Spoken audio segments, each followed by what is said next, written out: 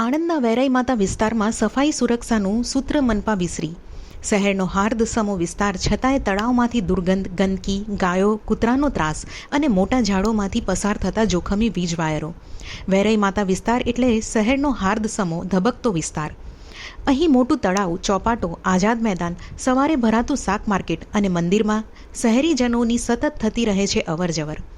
અગાઉ પાલિકાએ તળાવના રિનોવેશન પાછળ લાખો ખર્ચા હતા, પણ વાસ્તવિકતા છે અલગ. થોડા સમય અગાઉ મનપાએ પણ તળાવમાં સ્વચ્છતા અભિયાન હાથ ધર્યું હતું, પણ બીજા દિવસથી જ નંખાતા કચરાને અટકાવવા કોઈ આયોજન ના કરાયું. મોટા તળાવ અને આસપાસના વિસ્તારમાં સફાઈ સુરક્ષા માટે વિસ્તારના અગ્રણીઓએ મનપા કમિશનરને કરી લેખિત રજૂઆત. આપ જોઈ રહ્યા છો લાખોના ખર્ચે મોટા તળાવમાં બનેલો વોકવે.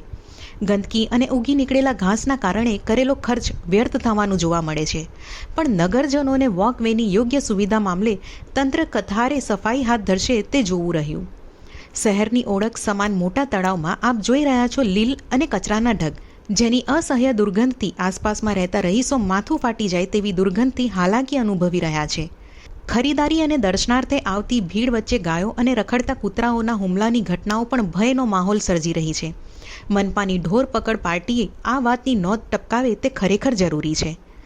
શહેરીજનોની સલામતીના મનપાના સૂત્ર વચ્ચે ચોપાટાના દરવાજાથી આઝાદ મેદાન સુધીના મસમોટા વૃક્ષમાંથી પસાર થતા વીજ વાયરો હાંસીરૂપ બન્યા છે.